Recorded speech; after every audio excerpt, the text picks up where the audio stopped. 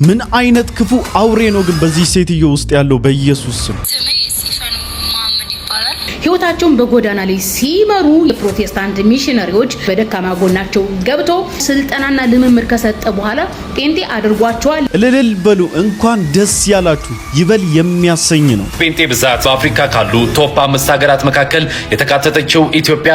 ይሄን ጨለምተኝነት መቼ ነው የምትገላገሉት? ጌታ ሆይ ድረስ። እኔ አንዳንድ ቀን በግሌ መሞት ያምረኝና ሆሆ ደግሞ ማላውቀው ሀገር በደስ ስላለው ስለምን ዘንዶ ነው ይሄ ሰው ግን እያወራ ያለው? እግዚአብሔር ይገስጸው። እኔ ከ4 ኪሎ ዘንዶ አልፌ የኢትዮጵያን ዘንዶ ገና ወጋል። መጀመሪያ በቅርባችን ያለ በእኛ መካከል ያለ ዘንዶ አለ። ፊንቴክ በሚባለው ማሊያ ሲጫወት የነበረው ዋናው ወንበዴ የእስራኤል ደንሳ ቅጥቅጥ እንደሆነ ስንቶቻችሁ ታውቃላችሁ? ዳንኤል እስራኤል ያገኘውን ስኬት ሲመለከት እንደሱ ለመሆን ይመኝና የእስራኤል ዳንሳ ሾፌር ይሆናል።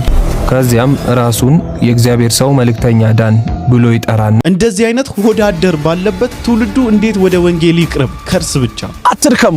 እግዚአብሔርን ሰው ከማቆም ፀሐይን ማቆም ቀላል ነው። እንደ ተኮፈስክ እኮ አትቀርም። ሰማይም ምድርም ይጠቀለላሉ።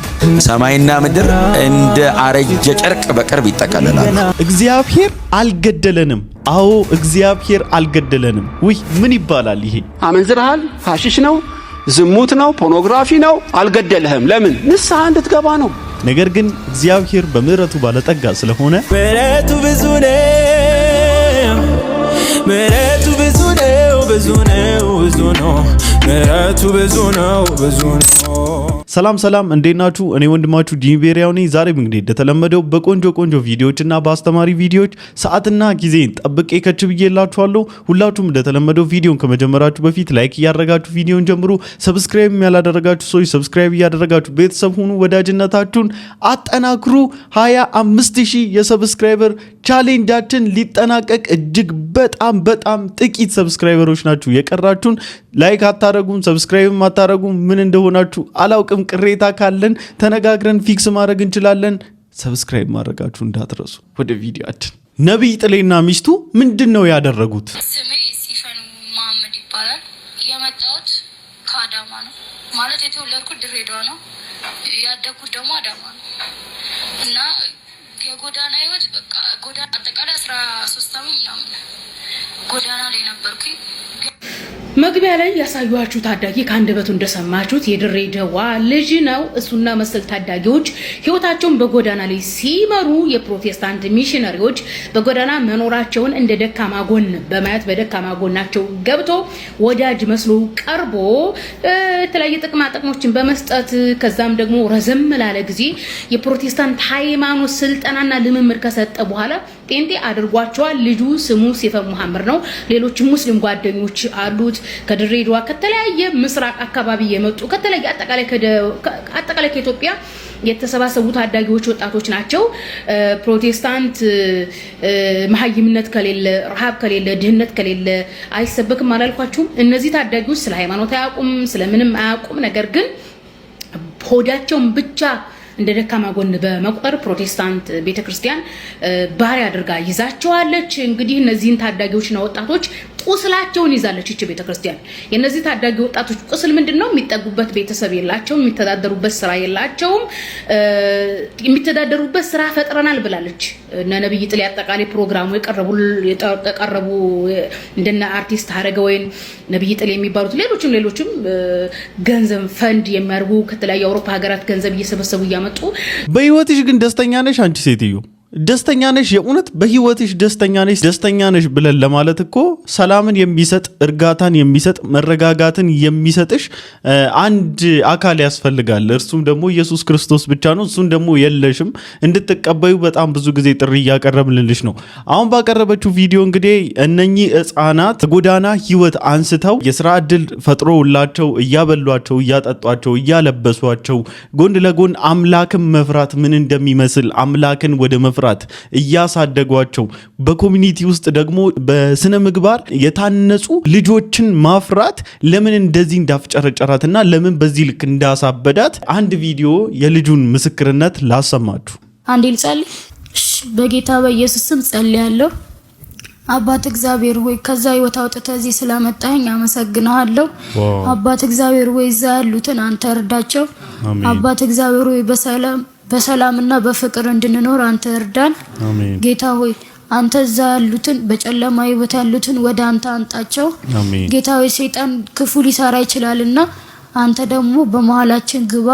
አሜን። ጌታ ሆይ አዳምና ሔዋንን ያሳሳተ ሰይጣን የተረገመ ይሁን። አሜን። በጌታ በኢየሱስ ስም እሳት ይብላው። አሜን። በናዝሬቱ በጌታ በኢየሱስ ስም እዚህ ጋር ይሰበር። በናዝሬቱ በጌታ በኢየሱስ ስም አሜን። የተደረገለትን ብቻ አይደለም ከየት እንደተነሳ እንኳን ያውቃል። ይህ ልጅ እንዴት አምላኩን እንደሚያመሰግን እንዴት ያ ህይወት ከባድ እንደነበረ ከፊሊንጉ ከንግግሩ ከጸሎቱ መረዳት ትችላለሽ። ማናችሁ ዞር ብላችሁ አያችኋቸው? ዞር ብላችሁ አያችኋቸው? አበላችኋቸው? አጠጣችኋቸው? ምን ሰጣችኋቸው? ምን አደረጋችሁላቸው? እንዴ በጣም ብዙ ጊዜ ጴንጤዎች ሚሽነሪዎች ዘይት እየሰጡ ልብስ እያለበሱ በገለባ በምን በስንዴ ገቡ ትሉናላችሁ። በአፈሙዝና በጥይት በሳንጃ ነበረ እንዴ መግባት የነበረበት? በምንድነው መግባት? በረብሻ በጸብ በጥላቻ ስብከቶች ነበረ መግባት የነበረበት? የሰላም አለቃ የሆነውን ኢየሱስ ክርስቶስን እየሰበከ እኮ ነው የገባው። ቢገባ ምንድነው ችግራችሁ? ከጴንጤ ጋር ያላችሁ ይሄን ያህል ስጋት ከፈጠረባችሁ ይሄን ያህል ካንበቀበቃችሁ ስለምን ታዲያ በጎዳና ላይ ያሉትን ቀርባችሁ እየሰበካችሁ እያለበሳችሁ እያበላችሁ እያጠጣችሁ ስራ እየሰጣችሁ ለምን ታዲያ ፕሮቴክት አታደርጓቸውም? በእርግጥ የፈለጋችሁትን ክብር ብትሰጡት የፈለጋችሁትን ከፍታ ላይ ብታስቀምጡት ከመሬት አንስታችሁ ወርቅ ብታለብሱት ኢየሱስ ያንሰው ከፈለገው ያ ወርቅ ረክፎ የኢየሱስ ይሆናል እንጂ አይቀርለትም። ይህ የመብላት ያለ መብላት የመስራት ያለ መስራት ጉዳይ አይደለም። ኢተርናል ላይፍ የማግኘት ወደ ኢተርኒቲ ወደዛው የመግባትና ያለ መግባት ጉዳይ ነው። የዘላለም ሞት የመሞትና ያለ መሞት ጉዳይ ነው። በጌታ ያለ መሆንና ያለ መሆን ማለት ነው። አንለስ አንቺ ያስጨነቀሽ የሃይማኖትሽ ቁጥር ዴይ ቱ ዴይ ቁልቁል መሄዱ ነው አይደለ? ይሄን ስትሰሚ ደግሞ ምን ልትይ ነው ታዲያ? ጴንጤ ብዛት ኢትዮጵያ ከፍተኛ ቁጥር እያስመዘገበች ትገኛለች። በአፍሪካ ካሉ ቶፕ 5 ሀገራት መካከል የተካተተችው ኢትዮጵያ በጴንጤ ብዛት በዚህ ቁጥር ውስጥ መካተቷ ብዙዎችን ደስ አሰኝቷል። ማለትም የእምነቱ ተከታዮችን ማለት ነው። ጴንጤ እየተባሉ የሚጠሩት የወንጌል አማኞች በከፍተኛ ሁኔታ ቁጥራቸው እየጨመረ የሚገኝ ሲሆን አሁን ደግሞ በኢትዮጵያ ያላቸው ቁጥር በአፍሪካ ደረጃ በቶፕ 5 ሀገራት ውስጥ እንዲካተቱ አድርጓቸዋል። ትልቅ ደስታ ነው። ትልቅ ደስታ ሰው ወንጌልን እያወቀ ሰው ስለ ወንጌልን እየሰማ ኢየሱስ ክርስቶስን እየተከተለ በባህሪም በስነ ምግባርም እየታነጸ ለማህበረሰቡም ጠቃሚ ለእግዚአብሔር መንግስት አስፈላጊ የሆነ ሰው ሆኖ ማግኘት እጅግ በጣም ያስደስታል። ይህ ነው እንግዲህ ቀን በቀን ሃይማኖተኝነት እያበዱበትና እየቆሰሉበት ያለው ጉዳይ። that's why ይሄ ነው በቃ ትልቁ ችግራቸው። ዴይ ቱ ዴይ የሃይማኖታቸው ቁጥር እየቀነሰና ጌታ ኢየሱስ ክርስቶስን የግል አዳኙ አድርጎ ተቀብሎ ወደ ኢየሱስ ማደግ የሚፈልግ ጀነሬሽን እንደ ጉድ እየተፈለፈለ ስለሆነ ነው። እንግዲህ ለቅሶ ተቀመጡ፣ ቁጭ በሉ፣ አልቅሱ፣ ተሰብሰቡና ችግር የለውም ስፖንሰር እንሆናችኋለን። ሶፍት ማለት ነው። የዓለም ዝና፣ ክብር፣ ሀብትና ስልጣን ከሰማያዊ ቤታችን ከክርስቶስ አይበልጥም። ለዛ ነው ንጉሥ ዳዊት በእረኝነቱ ጊዜ የረዳውን አምላክ ቤተ መንግስት ከገባ በኋላ ሰዎች እስኪንቁት ድረስ ራቆቱን ክብሩን ጥሎ በአምላኩ ፊት የዘለለ። እኛ ክርስቲያኖች በክርስቶስ ቀልዳና የኛ ጌታ ጨርቄን ማቄን ምኔ የምትልለት ጌታ አይደለም። ሁሉን እርግፍ አድርገ የምትከተለው ጌታ ነው። እሱም ሲጠራ ሊከተለኝ የሚወድ ቢኖር አስቀድሞ ራሱን ይካድ መስቀሉንም ተሸክሞ ዕለት ዕለት ይከተለኝ ነው ያለው አይደለ? በቃ መስቀልን ተሸክመ ዕለት ዕለት የምትከተለው ጉዞ ነው የክርስትና ህይወት። ለዛ ነው ብዙዎቻቸው ጣርሲቃ የሚሆንባቸው ኢየሱስ ክርስቶስን መከተል በጣም ብዙ የሚያስጥላቸው ነገር አለ። በጣም ብዙ የሚያስክዳቸው፣ በጣም ብዙ የሚያስተዋቸው ጉዳይ አለ። ያንን ላለመተው ያንን ላለመጣል ሲሉ በጣም ብዙ አላስፈላጊ ፍልስፍናና አላስፈላጊ ብሎክ የማድረጊያ ሪዝኖችን ይደረድራሉ። ነገር ግን ኢየሱስ ክርስቶስ ከዛም በላይ ነው። እኔ አንዳንድ ቀን በግሌ መሞት ያምረኝና ሆሆ ደግሞ ማላውቀው ሀገር በደስ ስላለሁ እውነቴን እኮ ነው እንደው ውሰደኝ ልለው ፈልግና ደግሞ መግቢያዬን ሳላውቅ አርፌ ቁጭ ልበል። ሁለት ነገር እኔ በግሌ ሳልዋሽ ብናገር ሁለት ነገር ይገርመኛል። አንደኛው ቆይተን ከምንበላሽ በጊዜ ብንሄድ፣ ሁለተኛው ደግሞ ሄደን ደግሞ መግቢያችን መች እናውቀዋለን። ይሄ ሁልጊዜ ጥያቄ ነው። አስተማሪዎቻችንም የሚያስተምሩት ነገርን በሙሉ ከዚያ አኳያ እየመዘንን ጉር ለማውጣት እንሞክራለን። ለምሳሌ ይሄን ትምህርት ስናስብ መጽሐፍ ምን ይላል? የዘላለም ሕይወት እንዳላችሁ ታውቁ ዘንድ በእግዚአብሔር ልጅ ለምታምኑ ይህን ጽፍላችኋለሁ። ወልድ ያለው ሕይወት አለው፣ ወልድ የሌለው ደግሞ ሕይወት የለውም፣ አሁን ተፈርዶበታል ነው የሚለው። እግዚአብሔር ይርዳን። ምዕመናን የምትሰሙትን ነገር እምነት ከመስማት ነው፣ መስማትን በእግዚአብሔር ቃል ነው። ስለዚህ ከመጽሐፍ አኳያ እየመረመራችሁ ተቀበሉ። እግር ታጥቦ አይደፋም ይጠጣል ስለተባለ ማመን የለብንም። እግዚአብሔርን የምሬ ነው። ምክር ሰምታችኋል። ወደ ቀጣዩ ምክር ደግሞ ልለፍላችሁ። አንድ በምድር ላይ ብዙ እድሜን በቆየ ሃይማኖት ውስጥ ለብዙ ዓመታት ያገለገለ ስመጥር አገልጋይ ከሞት በኋላ የት እንደሚሄድ አላቅም ብሎ ከመናገር ውጪ ግራ የሚያጋባ ነገር የለም። በጣም የእውነት በጣም ከሞት በኋላ ምን እንደሚሆን አላቅም ብሎ በጥርጣሬ ከመኖርና ጥርጣሬን ለሌሎቹ ከማስተማር ውጪ ጨለማ የለም። ከሞት የማያድን እምነት ከንቱ ነው ማለት ነው። ሕይወትን የማያስወርስ እምነት ከንቱ ነው ማለት ነው። ገነት እንደምትገባ እርግጠኛ ያላረገ እምነት ከንቱ ነው ማለት ነው። ዛሬ እኔ ልሞት ፈልጋለሁ ግን መሞት አልፈልግም፣ ከሞት በኋላ የት እንደምሄድ አላቅም ብሎ ከመፍራት የበለጠ ሞት የለም።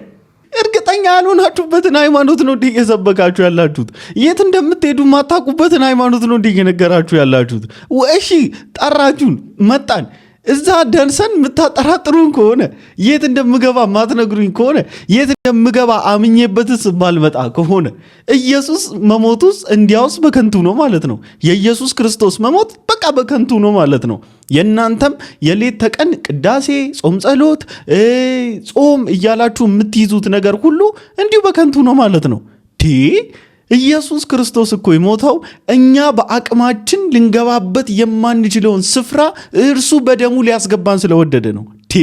ትቀልዳለህ እንዴ? የኢየሱስ ክርስቶስን ደም በዚህ ልክ አራክሰ የትውልዱ ልብ ውስጥ ልትዘራ ትሞክራለህ።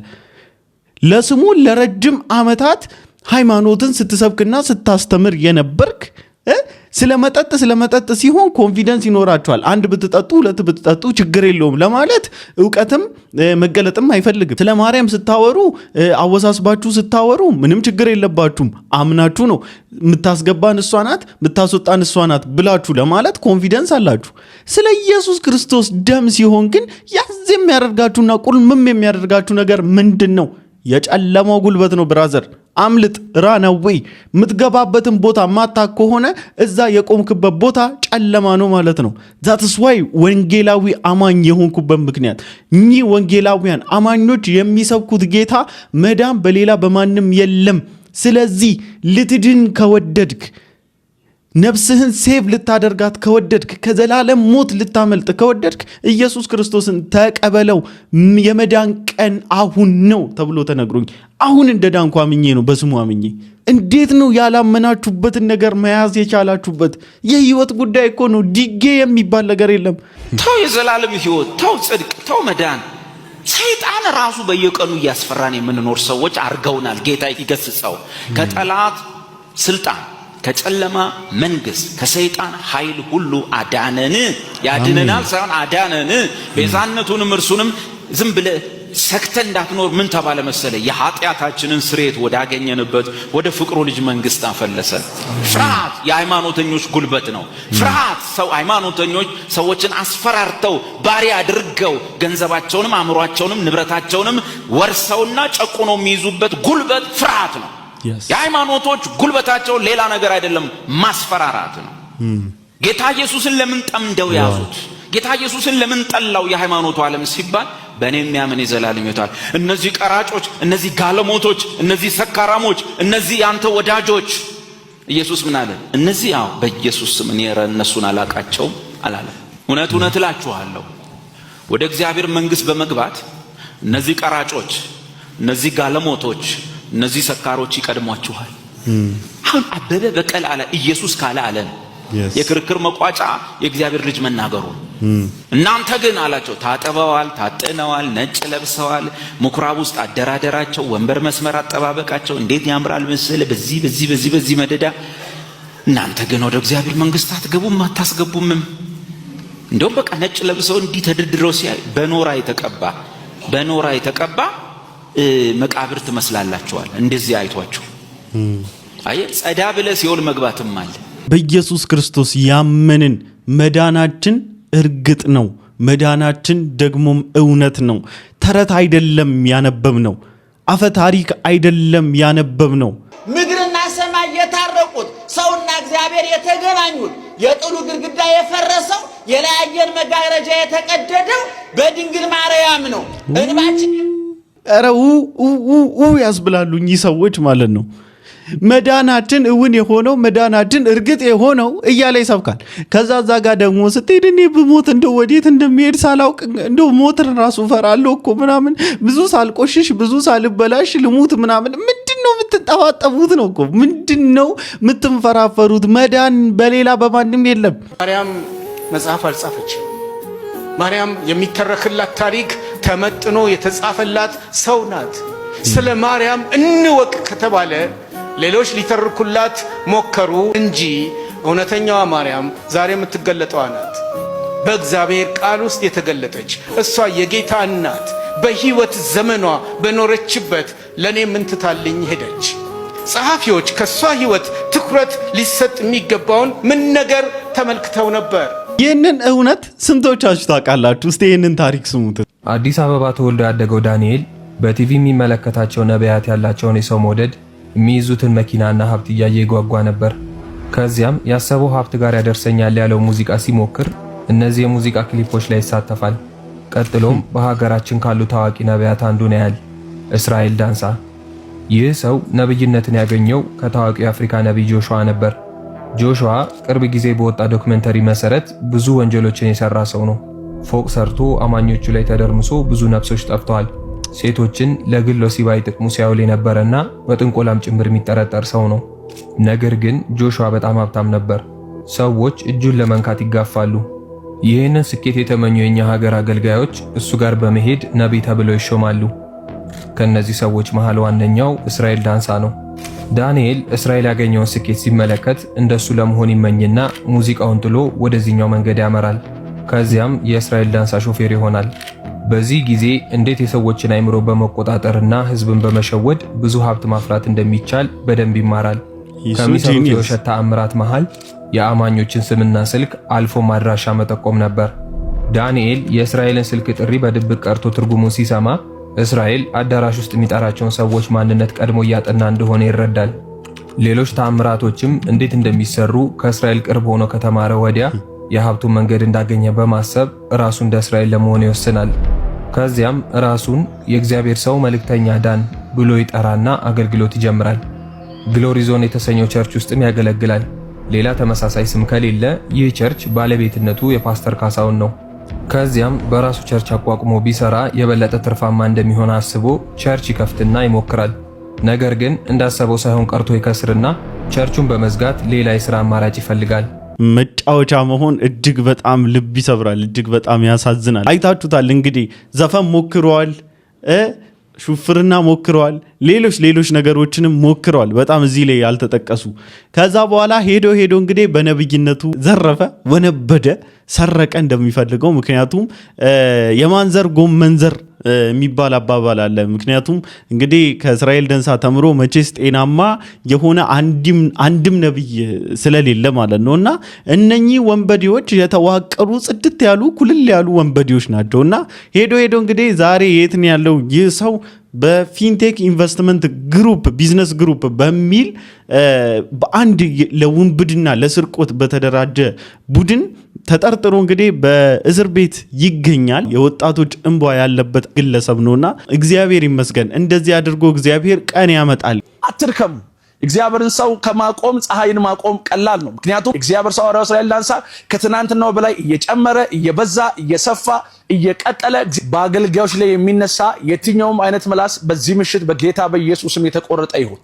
ሰሞኑን በአንዳንድ ሚዲያ ፕላትፎርሞች በቲክቶክ፣ በፌስቡክ፣ በአንዳንድ ስፍራዎች ላይ አንዳንድ ቪዲዮዎች ሲለቀቁና ሲዘዋወሩ አይቻለውና በተለይ እጅግ በጣም በተወደደ ታላቅ የእግዚአብሔር ሰው ሐዋርያው እስራኤል ዳንሳ ላይ ሐዋርያው እስራኤል ዳንሳ ለብዙ አገልጋዮች የመነሳት የመቆም የመሄድ የመበርታት ምክንያት ምክንያት ነው። በቃ ለእንደናንተ አይነት ሆዳደር ከርሳሞች፣ ለእንደናንተ አይነት ወንበዴዎች፣ በስመ ፕሮፌት ለምትነግዱ ደፋሮች፣ እግዚአብሔርን የማትፈሩ እናንተ ግብዞች እግዚአብሔር ይገጽጻችሁ። እናንተ እንደው ምን አይነት አሰዳቢ ምን አይነት አለሌዎች እኮ እንደሆናችሁ ምን አይነት ድፍረት እኮ እንዳላችሁ ወረ እግዚአብሔር ይህን መንፈስ ከላያችሁ ላይ ይምታው። ከ1 እስከ 30 የበዓላትን ቀን በመደርደር ኢትዮጵያን ሽባ በማድረግ የኢትዮጵያን ጉስቁልናና ውድቀት ካፋጠኑ ሀገራት አንዱ ግብጽ ናት። ስለዚህ እኔ ከ4 ኪሎ ዘንዶ አልፌ የኢትዮጵያን ዘንዶ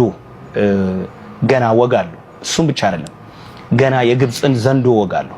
ኢትዮጵያ እንዳታድግ፣ ኢትዮጵያ እንዳትበለጽግ፣ ኢትዮጵያ እንዳያልፍላት በተለያየ አይነት መንገድና ሴራ ኢትዮጵያ ላይ የሚሰራውን ገና የሚቀለበውን ዘንዶ ገና እግዚአብሔር ይወጋዋል። እግዚአብሔር ገና ያዋርደዋል። መቼም ፕራዮሪቲ የሚባል ነገር አለ። አንተ ዘንዶ ብለህ የጠቀስካቸው ነገሮች 4 ኪሎ የሚኖር 6 ኪሎ የሚኖር ግብጽ የሚኖር ኮሪያ አይመለከተንም። ግን መጀመሪያ በቅርባችን ያለ በእኛ መካከል ያለ ዘንዶ አለ። እሱም ሐሰተኛ ነቢያት ላይ ሆኖ የሚሰራ ዘንዶ እየዘመረ እየጸለየ ኢየሱስ ጌታ ነው እያለ የሚሰራ ዘንዶ አለ። የቅዱሳንን ገንዘብ የበላ የቅዱሳንን ጤና የበላ የቅዱሳንን ሕይወት የበላ አለ። መጀመሪያ መመታት ያለበት እሱ ነው። አንተ ከየት ወገን እንደሆንክ ራስህን ለይ። ነብይ ነኝ ብለህ ራስህን ስለምትጠራ ግን ይሄ ዘንዶ ሳይመታ እመነኝ ርቀህ ሄደህ የምትመታው ምንም አይነት ዘንዶ የለም። በእናንተ የሚመታ ዘንዶ የለም። ይሄው ቲክቶክም ላይ በገለጥን ቁጥር ይመጣሉ። እህቴ እህቴ እህቴ በዋትስአፕ ነው ይያሉ። ሴት እህቶቻችንን አረብ ሀገር ሄደው ለፍተው ህይወታችንን ለውጣለን ቤተሰቦቻችንን ለውጣለን ያሉትን ገንዘባቸውን የሚበላ ዘንዶ ያለው እዚሁ ነው። መጀመሪያ እሱ ነው መመታት ያለበት። አንዴ ገዝተውስ እያከራያችሁ፣ አንዴ ዘይትና ጨው እየሸጣችሁ ህዝቡን እየበላችሁ ያላችሁ ሐሰተኛ ነቢያቶች አላችሁ። እኔ ደግሞ በእናንተ ውስጥ ያለውን ዘንዶ ጌታ የሚቀጣበት ቀን ቅርብ ነው። ልክ እናንተ ውስጥ ያለው ዘንዶ ሲመታ ማለት ነው የኢትዮጵያ በረከት መውጣት ይጀምራል። እናንተ ከመጣችሁ በኋላ ነው ህዝቡ የደህየው፣ ሀገር የደህየችው። ሐሰተኞቹ እናንተ መፍለቅ ከጀመራችሁ ጀምሮ ህዝብ ስራ እያስፈታችሁ ቀኑን ሙሉ አዳራሾቻችሁ ውስጥ አስቀምጣችሁ ከእንደገና ሰርቶ ያገኛትን ትንሽ ነገር ነጥቃችሁ ህዝብ ያስራባችሁት ያስጠማችሁት እናንተ ናችሁ። መጀመሪያ እናንተ ውስጥ ያለው ዘንዶ መመታት አለበት። ሱራፌል ንኬት ወገን እንደሆን ካሁንም አላቅም። መምታት ካለብህ መጀመሪያ ግን መምታት ያለብህ ይሄንን ዘንዶ ነው። እሺ ቆይ እኔ አሁን ኢትዮጵያ ውስጥ አለን የምትሉ ነቢያቶች አለን የምትሉ እኛ እውነተኛ የእግዚአብሔር ነቢያት ነን የምትሉ ሰዎች እነኛ በቲክቶክ በፌስቡክ በዋትስአፕ እየመጡ እናንተ ነን ባላችሁት ስም ሲነግዱ ምን ነው ዝም አላችሁ? እናንተ ስለምፈለፍሏቸው ነው፣ ሌላ ነገር የለውም። እኔ ከማወገን የሚባል ነገር አልሰማም። እኔ እንደ እግዚአብሔር ቃል ካልሆንክ አልሰማም። አይደለም በቃ አንተ የጌታ ሰው አይደለም። እንደ እግዚአብሔር ቃል የማትኖር ከሆነ አንተ እንደ ጌታ ሳይሆን እንደ ጌቱ የምትኖር ሰው ስለሆንክ እኔ አንተን የምቀበል የጌቱ ሰው እንደመሆን ነው እንጂ የጌታ ሰው እንደመሆን አይደለም። ስለዚህ ምን ነው ዝም አላችሁ? ምን ነው በስመ ትንቢት ሲነገድና ሲሸቀል ምን ነው ዝም አላችሁ? እናንተም በዛ ውስጥ ስላለፋችሁ ነው። በቃ ሰማይና ምድር እንደ አረጀ ጨርቅ በቅርብ ይጠቀልላሉ። ለዘላለም የምንዘልቅበት አገር በክርስቶስ ኢየሱስ ያመንን እኛ እንገባለን። ስለዚህ ወደዚህ ጌታ እንድትመጡ በክርስቶስ ኢየሱስ ፍቅር እንጠራቸዋለን። ይሄን ጥሪ እናደርግላችኋለን። ለእናንተም አትኮፈሱ። ኢየሱስ ክርስቶስ ሊመጣ በደጅ ነው። ከልባችሁ ማድመጥ ያለባችሁ ነገር ነው። ይሄ አመንዝረሃል፣ ሐሺሽ ነው፣ ዝሙት ነው፣ ፖርኖግራፊ ነው። አልገደልህም። ለምን? ንስሐ እንድትገባ ነው። በኃጢአታችን ፋንታ ኢየሱስ ስለሞተ ደሙ ትኩስ ሕያው ስለሆነ የማያነጻው ምንም ነገር ስለሌለ ንስሐ ከገባ ይደመሰስልሃል። ከምስራቅ ከምዕራብ እንደሚርቅ ይጥልልሃል። ጥልቅ ባህር ይጨምርልሃል። ምትክ የሆነው ኢየሱስ ስላንተ ስለሞተ ንስሐ ብቻ ከገባ ታሪክህ ይቀየራል። ይሁዳ የሚያባብለው ለዚህ ነው። እድሜ እየሰጠ